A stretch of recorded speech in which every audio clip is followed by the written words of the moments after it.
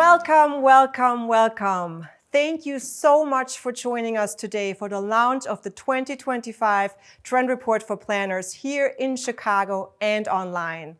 I really have to say good morning, good afternoon, good evening, and anything in between, because we are joined by an audience from all over the world. You all are amazing. Thank you so much for being with us. My name is Pedro Hurtado. I am the Chief Foresight and Knowledge Officer at the American Planning Association, and I'm here with my colleagues today. We have Joe DeAngelis, Zhenya Dulko, and Zena Catenacci. And they will share some of the trends from this report with you later today. Now, obviously, the four of us are not the only ones who created this report. So I also want to give a big shout out and a big thank you to the APA team behind this report. You are rock stars. And I also want to highlight our trend scouting community. When looking for emerging trends and potential shifts, it is key that we include many diverse perspectives. And that's why, in addition to our team, we also have our trend scouting community. This is a group of 40 people from all over the world, from many different professions, who meet with us 4 times a year to share their observations. Thank you so much for your contributions. We wouldn't be able to do this without you. Last but not least, I also want to mention our partner in this effort. A big thank you to the Lincoln Institute of Land Policy, and especially Heather Salcedo-Hannon, for this wonderful and successful partnership. It's been an amazing 5-year journey with you, and we're looking forward to the next 5 years. No pressure. Now, let's take a look what's in this year's report, shall we? For those of you in the audience who have never heard about the Trend Report, let's start with what is the Trend Report? So the core of this report are about 100 different trends, their connections to planning, and an explanation of why it is so important for us as planners to consider these trends in our work. Now, 100 trends, that might sound a little overwhelming, right? But these trends are categorized in 3 timeframes to make it easier to prioritize. We have the Act Now timeframe, which talks about existing trends, things that are already happening around us and the things that we should really be acting on now. The Prepare timeframe is about emerging trends and the things that are making their way into the planning world. So we want to start preparing for them. And the Learn and Watch timeframe is about potential future trends. We also call them signals. These are essentially the things that are not really trends yet, but if they become trends, they could be highly disruptive. So we need to learn more about them, and we want to keep watching them, see where they're going. Now, if you're wondering, how do we do this and how do we decide what goes into this report? Well, when working with futures, there are really 2 sides to this. On the one hand, this is about nitty-gritty, in-depth research. Everything you will read about in this report is fact-based. Well, some of the things might sound more like science fiction than science, but I promise you, we only put out facts. On the other hand, this is also a process of letting go of certainty and embracing uncertainty. So when we talk about possible futures, we also need to be creative and we need to be provocative. And that way we can create inspiration for new ways of thinking and train our futures literacy muscles. Now let's dive into the why. Why is it so important for us as planners to include emerging trends in our work? And how can the Trend Report help you with this? There's 3 aspects that I would like to highlight. First, when planning for the future of our communities, we need to understand external drivers of change. A lot of times we see the world the way we are, but not necessarily the way the world actually is. Now, the Trend Report provides these external drivers of change, the emerging trends and signals that we might be overlooking otherwise. So you can use the Trend Report as your tool or cheat sheet when working with your communities. Second, it is our responsibility as planners to think and plan long term. We are the ones who shape the future with and for our communities. So we also need to understand the different possibilities of what might change between today and the far out future. And third, to plan for an equitable future, we need to use an inclusive approach to imagination. We have to include many different futures in our plans to make sure we create equitable and sustainable outcomes. How can the trend report help with all of this? Well, let's start with the first one and the question around external drivers of change. And I'm going to tell a little story here, going back to the year 1894. In 1894, the biggest challenge many cities were facing was horse manure. Who would have thought? Big cities like London or New York were really worried that in 50 years they would be buried under 9 feet of manure because of the increasing horse carriage traffic in their streets. 50 years later, this is what New York City looked like. While we don't see 9 feet of horse manure in the streets, we certainly see a number of cars that eventually replaced horses in our streets. Well, this is an example for an external driver of change that no one saw coming in 1894. And we all know the rest of the story. This is what many cities look like today. Did we resolve the problem? Well, we don't have 9 feet of horse manure on the streets, I would argue. But we're dealing with many other issues today that are related to traffic as well. And this time they're caused by the car. So we essentially just let the future happen without considering the long-term consequences of this external driver of change. However, as planners, it should be in our hands how this future will play out, right? Planners shape the future of communities, but to shape the future, we need to start imagining it today. Looking at some of the external drivers of change that we identified in the trend report and that might impact future of transportation, this illustration from the Financial Times could seriously be what the future might look like.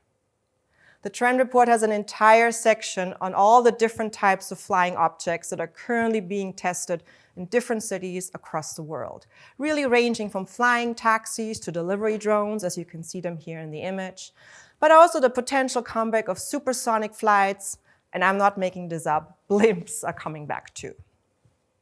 Now, looking at this picture, I'm not sure this would be a desirable future. But in the end, it is our responsibility as planners to use this picture, as crazy as it might look, as a signal and include it in our future imaginings to make sure it's addressed in our plans for a desirable future. Ignoring this signal is not going to make it go away. It is always better to be surprised by a simulation rather than blindsided by reality. That's why the trend report provides many of these external drivers of change that we don't always see and sometimes don't want to see. Now, moving to my second point and the need for long-term planning. We are living in times of constant and accelerating change, and it is getting more and more difficult to include long-term thinking in our work with everything that's going on already. We're literally getting pulled into 3 directions. On the one hand, we're trying to learn from history, we're trying to understand how we got to where we are today. At the same time, we're facing so many challenges today. And many planners feel like they don't even have time to think about the future because the present is just so overwhelming. However, many of today's challenges go beyond one single lifespan. Just think about climate change or potential implications of artificial intelligence. So including long-term thinking in our plans has never been more important. And ultimately, it is the combination of hindsight, insight, and foresight that will make our plans truly resilient and sustainable. Now, sometimes it might feel as if the future is already here. It's just not evenly distributed, as William Gibson would frame it. So what can we do as planners to change that? A lot of it has to do with how we approach futures, who we include in our futures work, and how we imagine futures. Now, using futures can result in more resilient and equitable plans. But if our future imaginings aren't developed through an inclusive approach, these plans won't lead to a truly equitable future. So in futures work, there are two questions that we should ask ourselves. The first question is, whose future are we talking about? A lot of times in futures work, we have a very tech-centric and Western-dominated perspective. Yes, technology is a big driver of change, and you will hear about a lot of tech trends today as well. But it's not the only driver. And if we limit our view to the one dominant perspective, we risk replicating the mistakes of the past. Just think about the horse manure crisis example that I talked about earlier.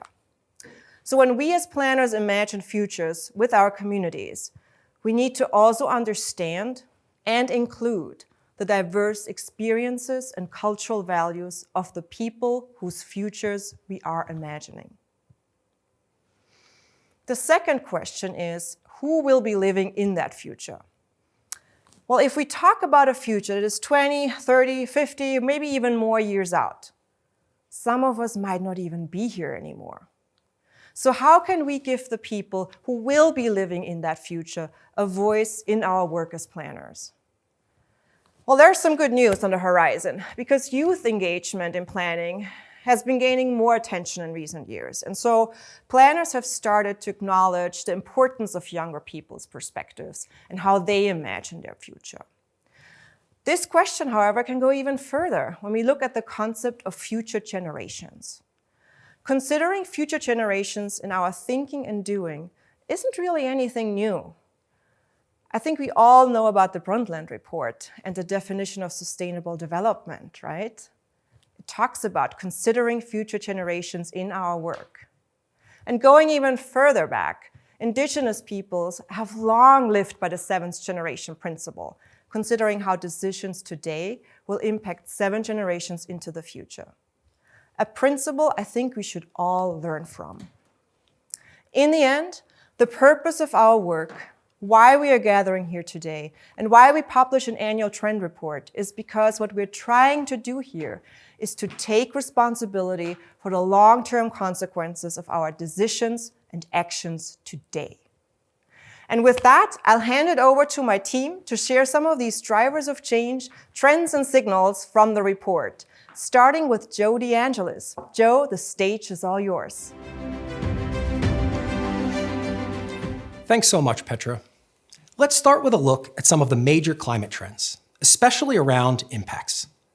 Every year, we're tracking heat-related trends, and every year, we're seeing that line going up.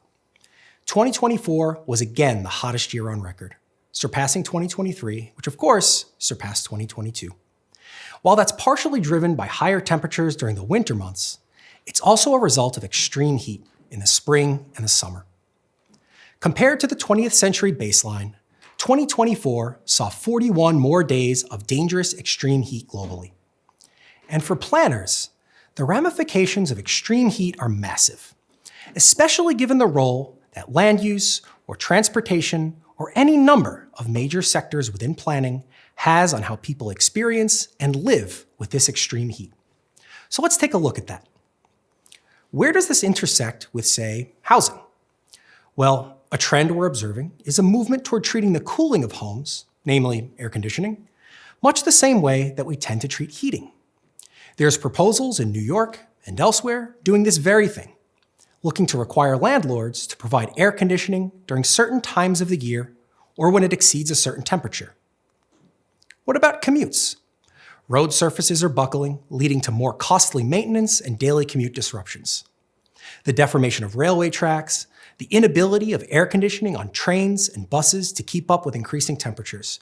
These are all areas that we're seeing impacts today on people's lives. And let's look at work itself. Heat poses a major health and safety threat to those who work outdoors or who lack access to adequate cooling, especially construction, food service, and agriculture workers. And we're seeing a local response to this. Phoenix, Tucson, and other cities passed or proposed outdoor worker heat safety ordinances in 2024, though not without some state-level pushback, as we see in Texas. As periods of extreme heat lengthen or worsen, we expect these types of impacts and local responses to these impacts to continue. We can't forget schools. What do these trends in extreme heat mean for students, either on a daily basis or as a chronic impact over time? We all know about snow days, but now we're seeing the rise of the school heat day. Many schools still lack proper cooling infrastructure, especially in places unaccustomed to extreme heat. When temperatures are surpassing the ability of schools to keep cool, schools are just electing to cancel or shorten classes. Not to mention, heat has acute and long-term effects on students of all ages.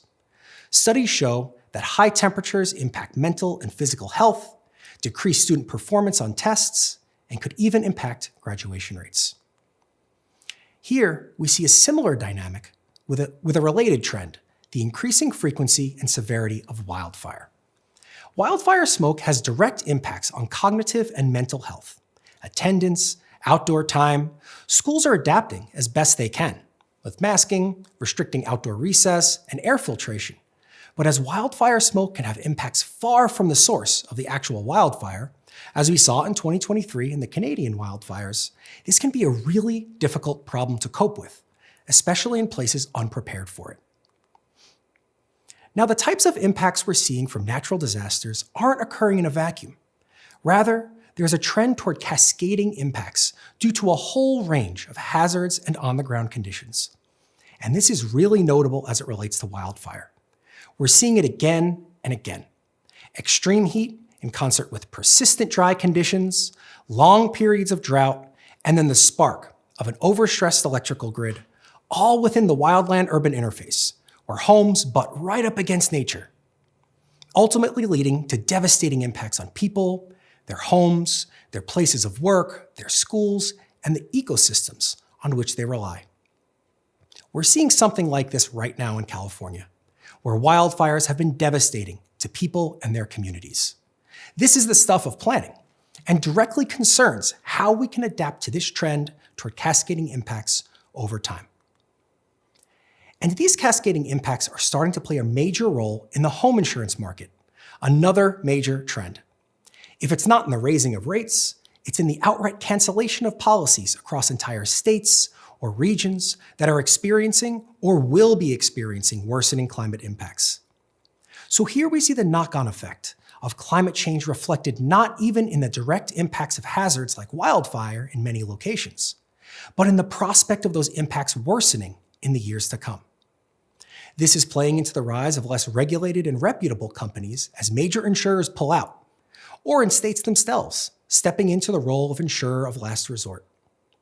This situation is especially challenging for those looking to buy homes but can't, since securing insurance is such a challenge. So here you see this intersection between the climate crisis and something that planners are extremely familiar with, the housing crisis. That intersection between hazards and housing, between climate impacts and the places people live, is becoming clearer every year, but not necessarily how you might think. Climate migration, the movement of people due to climate impacts, is nothing new. But as impacts become more frequent and severe, it's likely to continue to accelerate into the future. Yet as we see here, climate migration isn't necessarily a trend about people enduring some natural hazard and then en masse moving away to a place that might be less risky. There's much more tied up here. Following California's Camp Fire in 2018, people relocated to all 50 states, but the vast majority tended to more or less stay put, where they have family, jobs, supportive social networks. And we see this dynamic again and again, regardless of whether it's fire or flood. So while there is a lot of discussion about cities and places that might serve as climate havens, relocation to somewhere close by and familiar, even if it's under threat of very similar hazards and risks, seems to be the norm for now. All of this discussion around wildfire may make it seem like it's a trend that's primarily downstream of climate change, that it doesn't feed into future climate issues. But there's a really notable element here that ties into climate mitigation efforts. Climate offsets are often the go-to mitigation strategy of choice for organizations and corporations. Carbon offsets are essentially a trade. We'll be burning this amount of emissions, but we'll protect this amount of forests to offset those emissions. This is a picture following the bootleg fire in Oregon in 2021. That fire burned through 20% of a designated offset area. So this area that you're protecting to offset emissions is no longer capable of actually doing that. It burned down. Who's accounting for that? How is it being tracked? This is all playing into a growing trend away from offsets as a reliable means of mitigation. Now, along with growing doubts about offsets is also a general pullback from corporate climate commitments.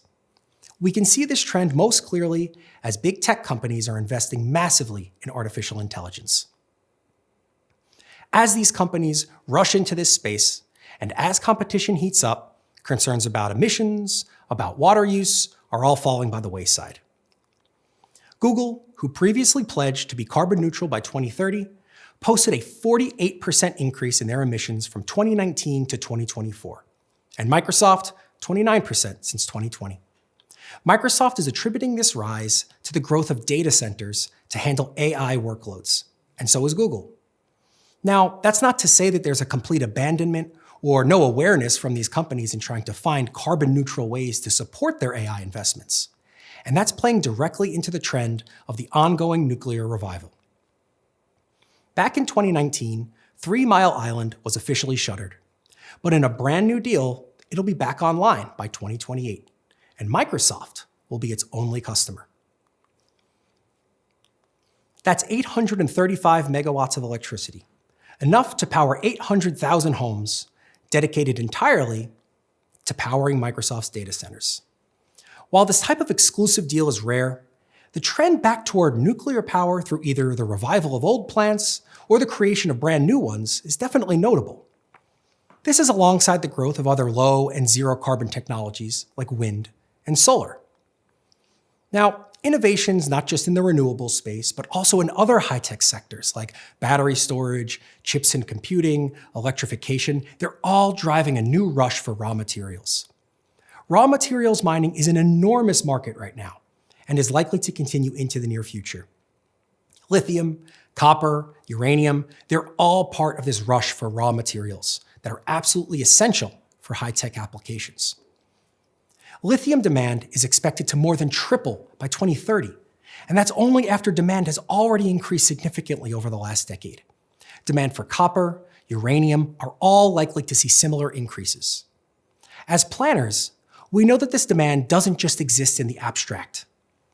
The extraction of raw materials is happening in real places, and it has real environmental consequences.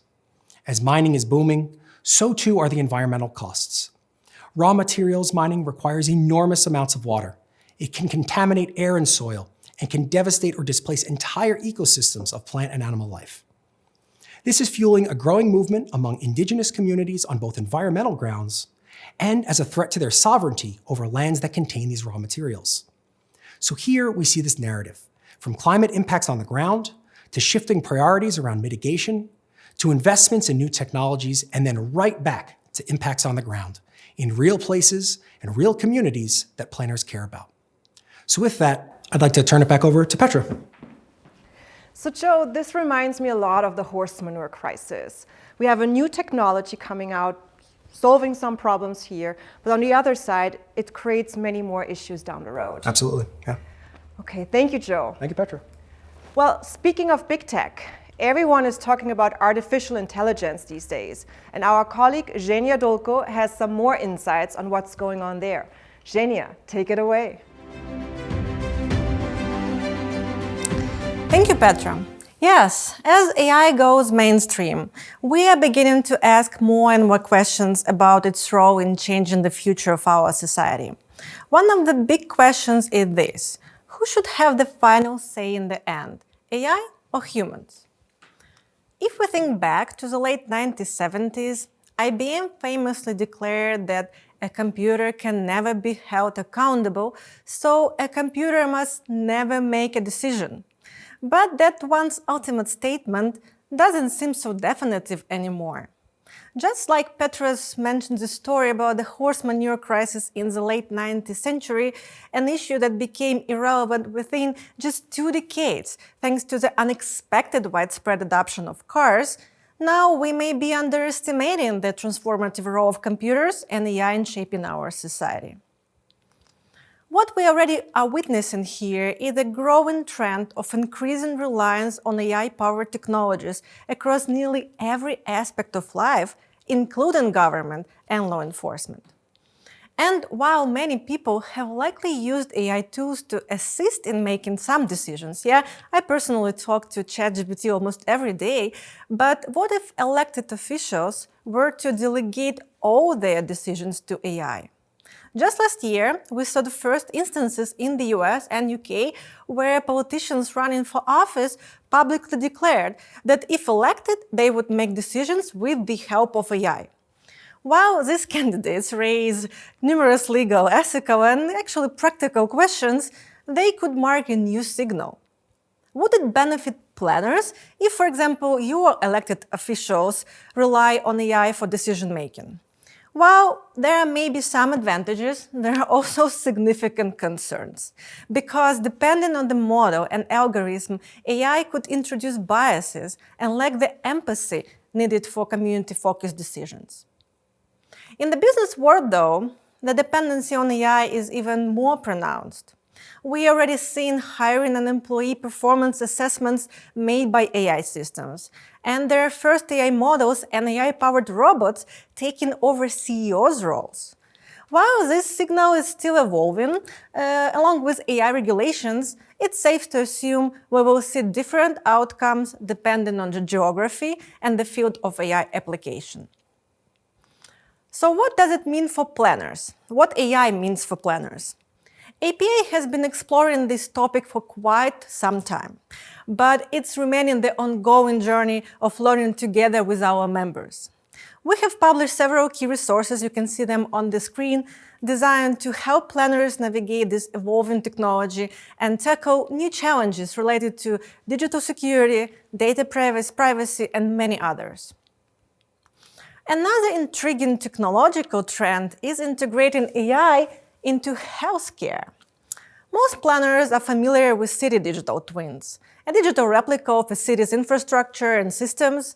But imagine this. What if your city's digital twin didn't just include buildings, sensors data, or traffic patterns, but also highly personalized health insights, like how many residents have heart issues and diabetes now? What if you could create a digital twin of your own body and use the data to implement changes that improve your quality of life? Sounds promising, yeah.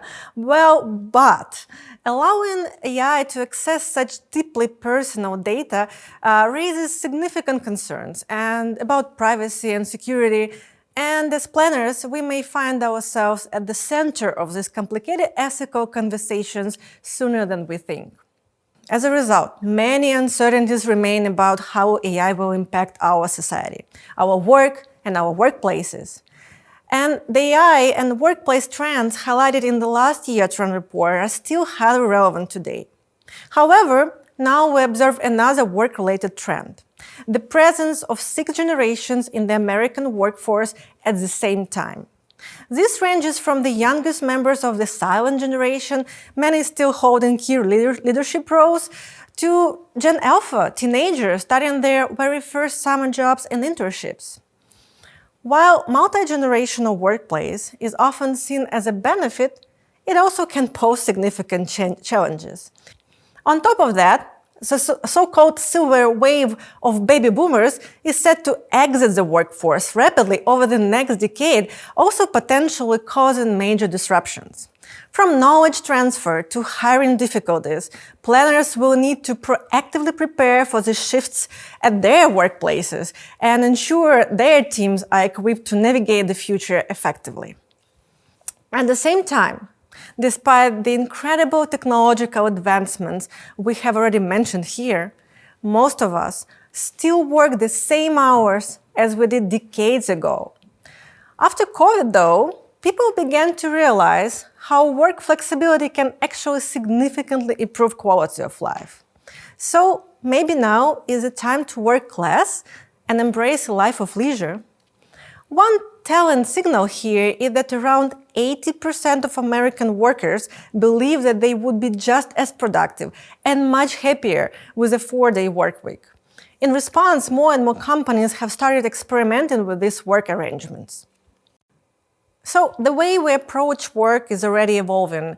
It's not the new thing. However, we might soon be a step closer to what some are calling a post-work society, where your job no longer defines who you are and leisure and work are more twisted than ever. Maybe it's time to rethink the way we connect with others when we first meet them. Instead of asking, "What do you do for a living?" perhaps we should start asking, "What do you enjoy doing in your life?" Well, the post-work era can and probably will lead to more travel and mass tourism. In 2024, for example, international travel returned to pre-pandemic levels, sparking a wave of protests not only in popular European tourist destinations like Barcelona or Rome, but also in the US and Japan. In the US, for example, in response to the housing crisis in Hawaii, the state passed a bill allowing local governments to regulate short-term rentals, with the possibility of banning them in the future. Well, similarly, Juneau, Alaska is poised to become the first city in the state and one of few in the United States for now to impose limits on number of daily cruise ship tourists.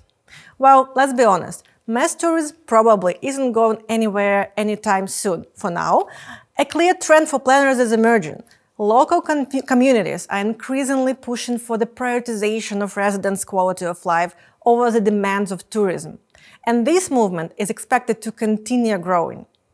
And on this trend, I would like to turn it back over to Petra.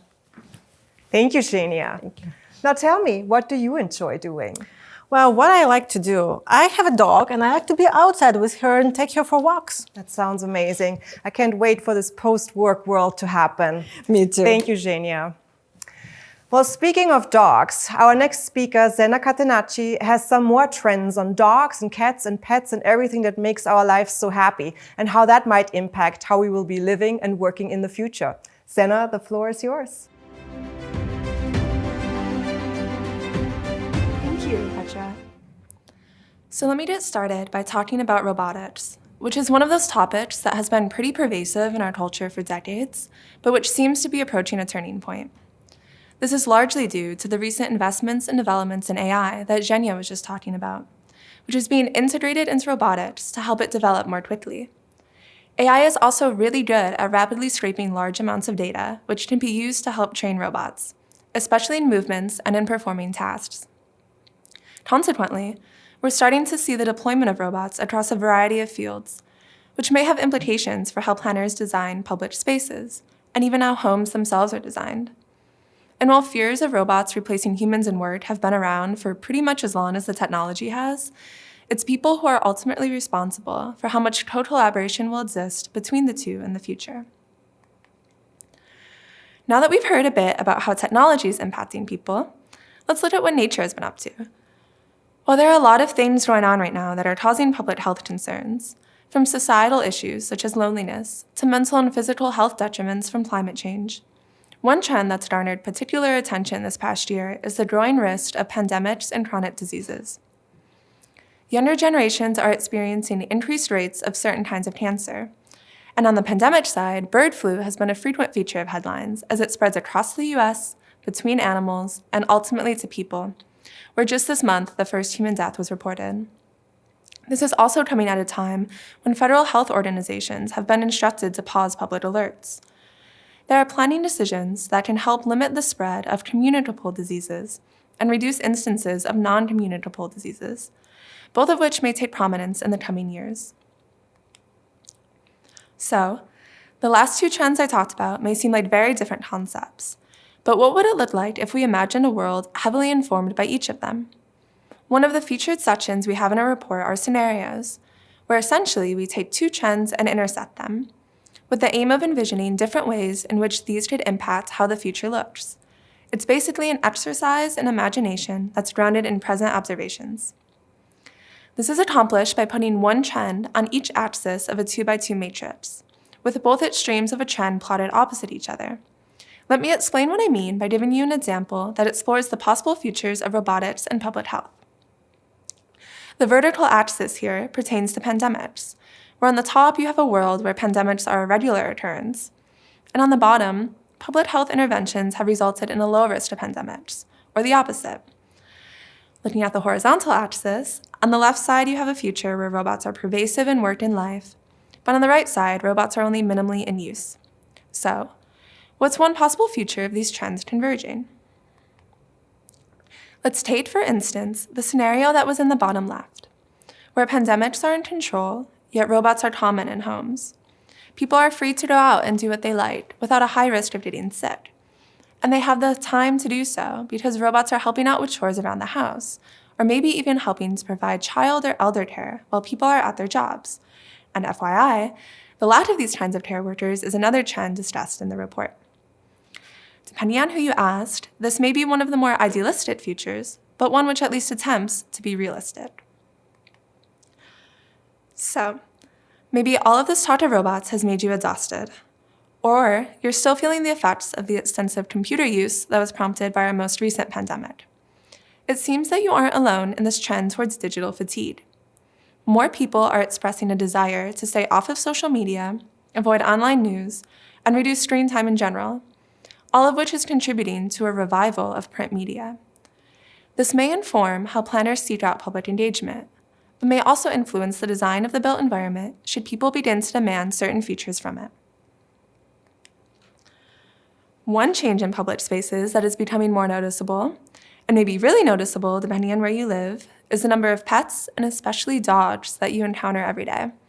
I just moved from San Francisco, which is by far the most dog-friendly place I've ever lived. Not only did virtually every park have its own dog park, but I didn't even know that there were places that would let you bring your pets into grocery stores and restaurants and pretty much any other building you can think of. It was even common to see pets on the bus. Even though technically it wasn't allowed, it was tolerated. And I would regularly pass professional dog walkers on the street, sometimes walking up to 7 dogs at a time and looking very stressed. This brings me to the main trend we're seeing. A lot of people are pet owners. In fact, there are now more US households with pets than children, and of those households with pets, more have multiple pets than have just one. As you can see here, this is quite the reversal from even 2 decades ago. There's also a growing sentiment of treating pets as though they were children, contributing to a ballooning pet industry market globally and giving rise to a variety of specialty boutique pet stores. And I truly am not joking about how much pets are becoming like kids. So, after seeing how the dynamics between having children and pets are changing, it may not surprise you then that our traditional notions of what it means to be a family are also changing, or as we named the trend in the report, the nuclear family is blowing up. One proposed reason for the popularity of pet ownership is that having a partner and children and a house, these are all increasingly unaffordable. This has led to a wide variety of household types, and even policy and zoning changes, like one in Colorado, which permits an unrestricted number of unrelated people to live together in a single-family home. Even so, the definition of family for uses such as the census has not responded to these changes, which may obfuscate reality.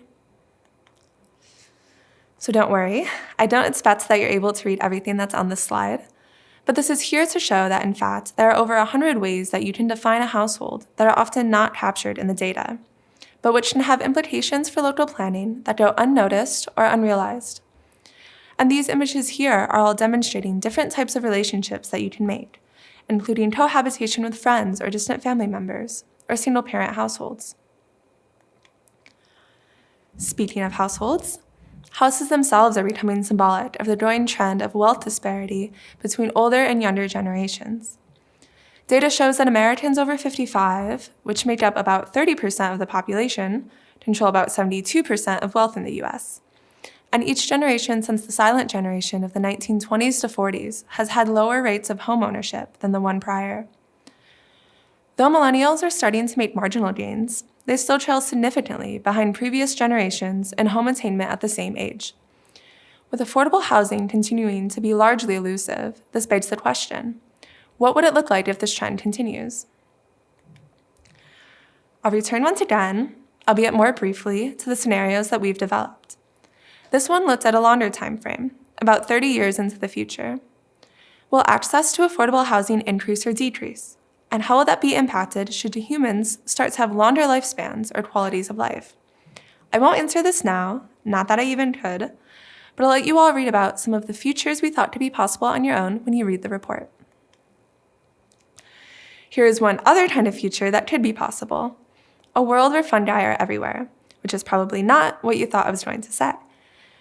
In a sense, fungi kind of already are everywhere, but there are a growing number of uses for them that can make them even more pervasive in our daily lives. Mycelium materials of a variety of kinds, from leather to packaging to building blocks and construction, are being developed. And fungi is also being used as a means of absorbing pollutants and breaking down PFAS. All of this together could have some pretty big implications for climate and beyond if it's ever able to be replicated on a larger scale. But fungi already know how to work really well on a large scale. Yes, this looks like a diagram you'd see in a high school biology textbook, but it's to demonstrate one really cool feature of fungi: its ability to cooperate with other organisms to develop a network of resource sharing and mutually beneficial growth. This is, I'd argue, a lesson that planners and people at large can take. To build a better world, we need to work with one another to co-create a future that benefits us all. Thank you so much, and I'll hand it back to Petra one last time to close things out. Thank you, Senna. What a beautiful way of putting this. It really sounds like fungi are going to save us all. I sure hope so. I hope so too. Thank you, Senna. Thank you. I know this was a lot of information in a very short time, as it usually is with these trend report presentations. So if you are now wondering how you can use the trend report in your work, I'd like to mention that we will be releasing different webinars and training opportunities throughout this entire year to help you with that. So stay tuned on those announcements. Most importantly, planners can really use the trend report to bring people together in the present, something that's probably more important than ever as well. Thank you, Joe, Zhenya, and Senna. You guys did an amazing job here today. And thank you, everyone out here and online, for joining us. I hope you all really want to download this report now. So we will be sharing a QR code in a moment where you can download it for free. And now I will welcome my colleagues back to the stage. So stick around so that we can answer some of the questions you have sent in the meantime. Thanks, everyone, and I see you again in a second.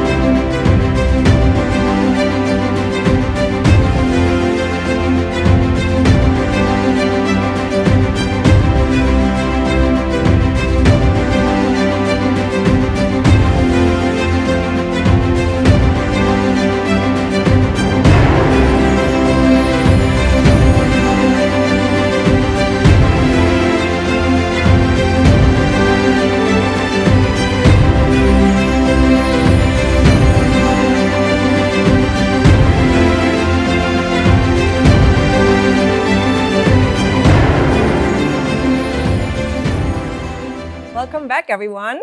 As you can see, we moved our furniture around here a little bit to make it more cozy in our living room here. And we just got notified that we had over 1,500 people online here today. So that's a new record. Yep. And yeah, we also live streamed it on social media. And from what we see here, you all have been really busy sending in questions. So let's get to them.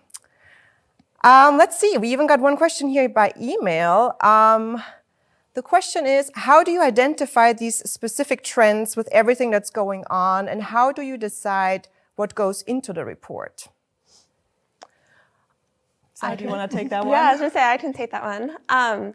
So for us, it's a very iterative process. And when we start, we're not making any decisions about what is going to be in there yet.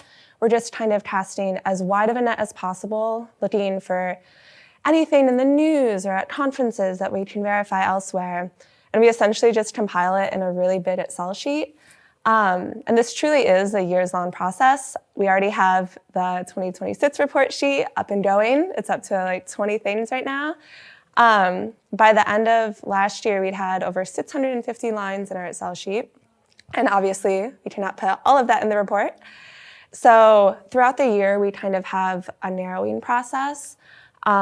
This consists of meetings that we hold internally to kind of figure out what is significant enough for an update or what should kind of maybe just go to the website and preserve online, but doesn't really deserve a new spot in the report. We also, as Petra mentioned in the presentation, we have our trend scouting community, and they give us information that they are seeing in the field. We get inspiration from other trend reports that other organizations make. And kind of by the end of the summer, we have this list that we've somewhat refined, and then we want to prioritize these things.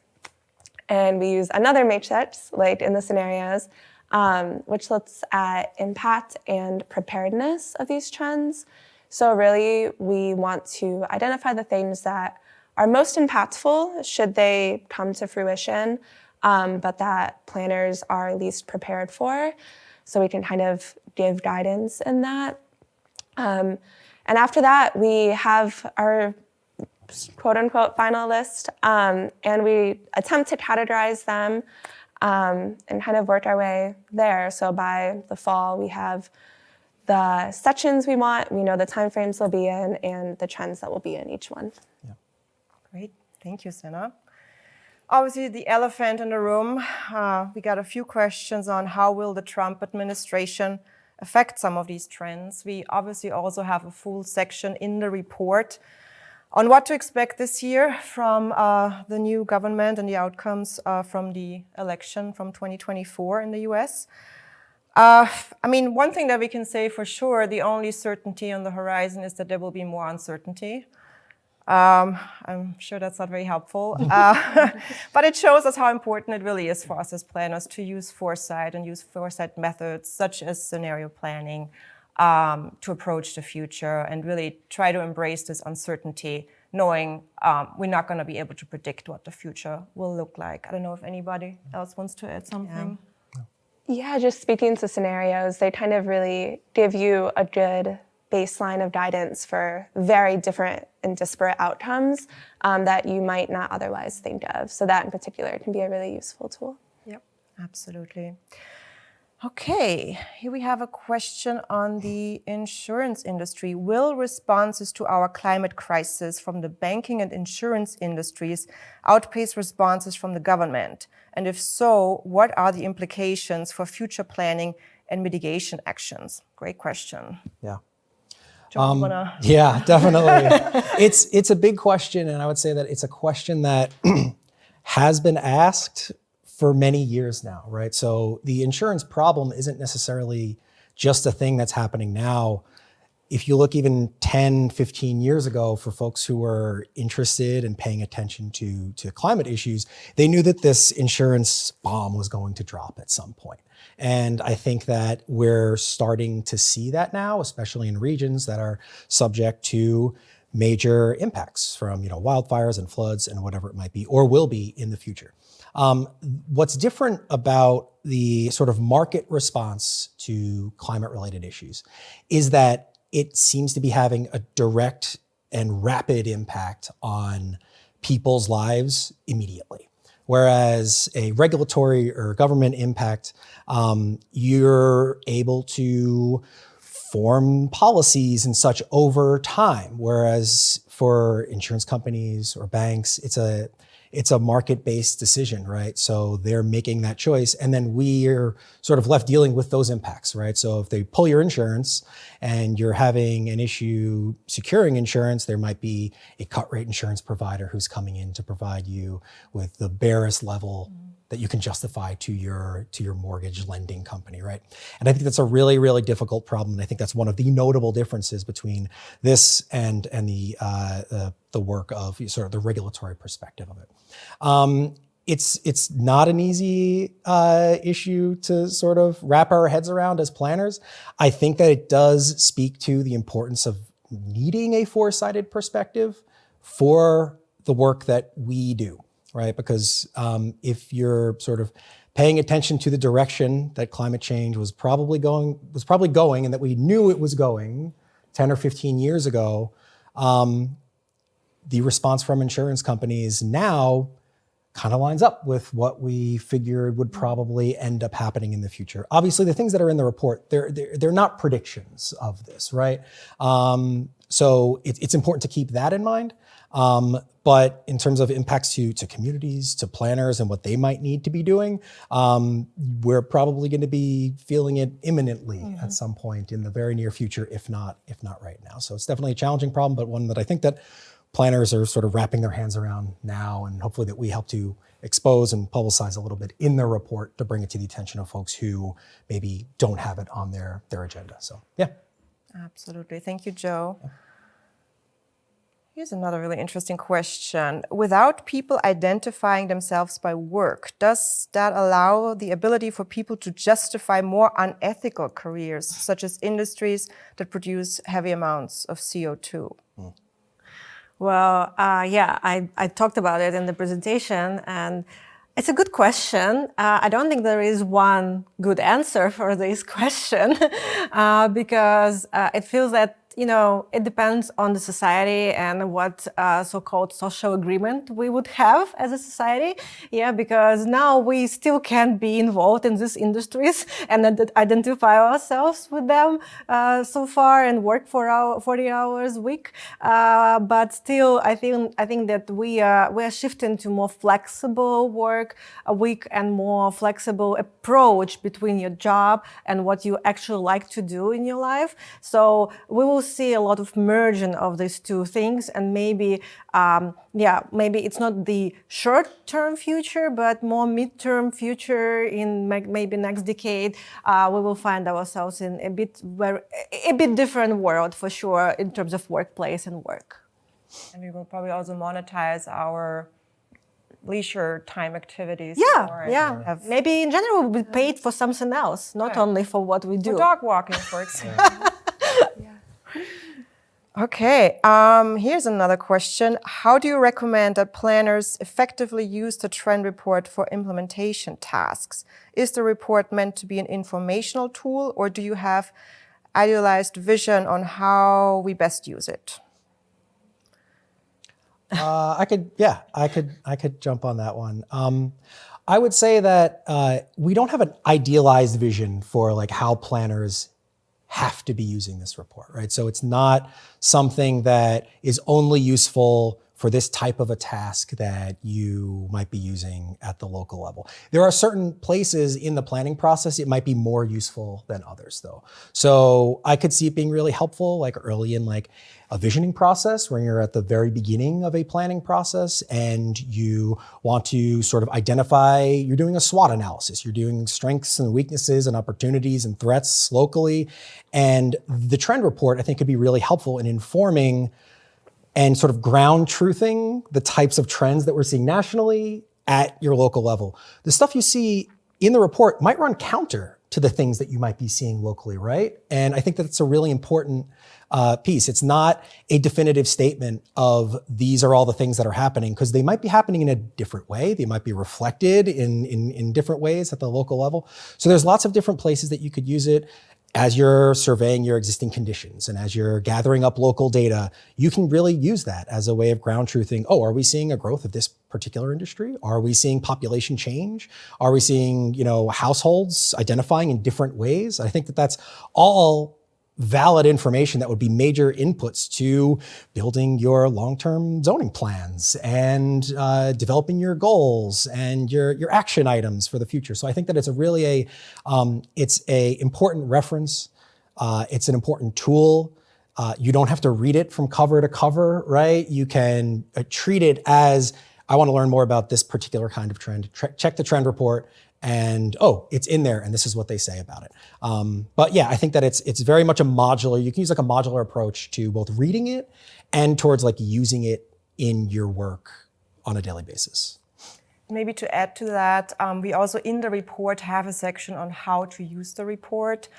We also give an example of how you can prioritize. Obviously, not all of the trends in the report will apply to any community out there. So really looking into, okay, what are now the things that are the high priorities in my community? What are the things that will have the highest impact, that are certain that they will be happening or that they are already trends here?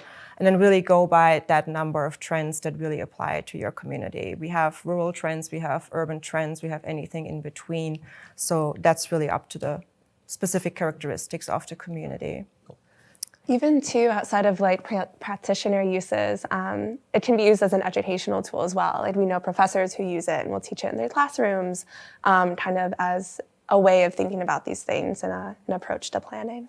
That's a great point. Also, even at APA, we're using it to inform our own strategic direction of the company. So obviously planning kind of relates to so many things of everyday life, right? And so the trends that we have in this report relate to everyday life and therefore can be used in so many different ways.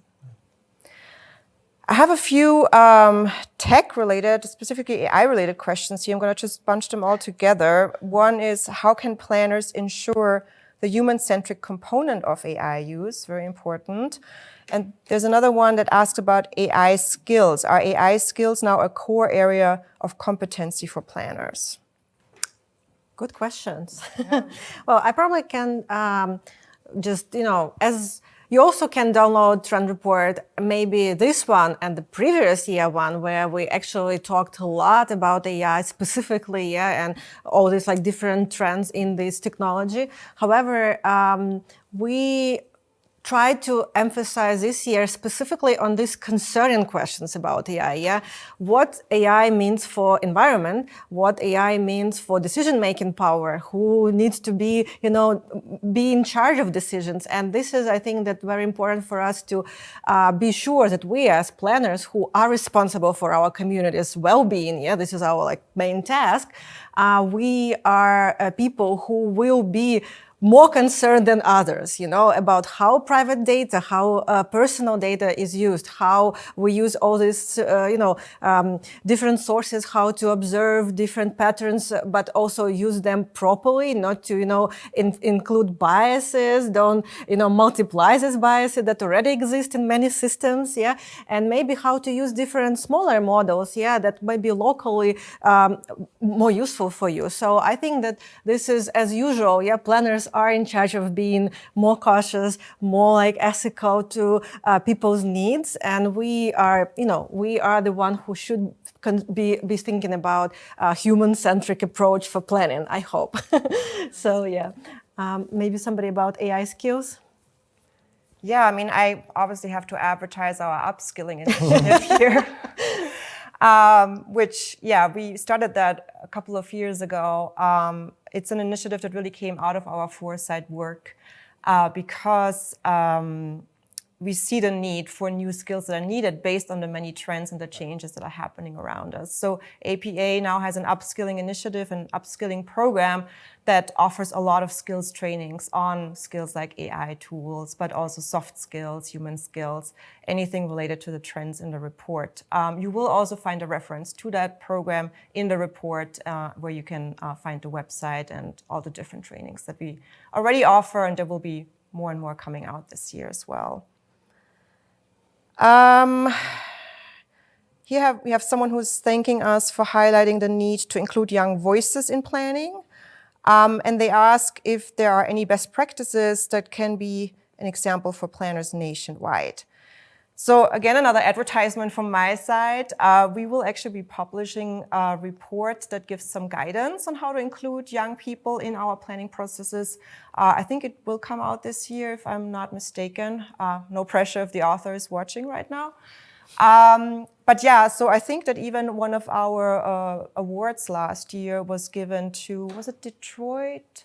Where they had youth engagement as part of their planning processes and planning efforts. So definitely a topic where we are also currently digging in and doing lots of research to see who is doing that already and what are the best practices that we want to learn from. Yeah, with that, I think we're getting to the end of our hour, and I really want to thank you all for joining us. Again, this was a record event. We've never had that many people online for our trend report release. Unfortunately, we won't be able to get to all of the questions here.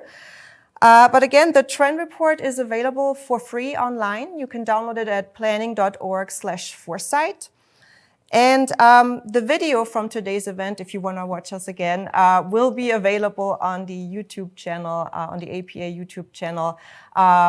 I guess you all are registered for the event, so you will get an email once that is up and ready to watch. Yeah, with that, thank you to my colleagues for the great presentations and for helping answering all the questions. And thank you all for joining us. We hope to see you again soon.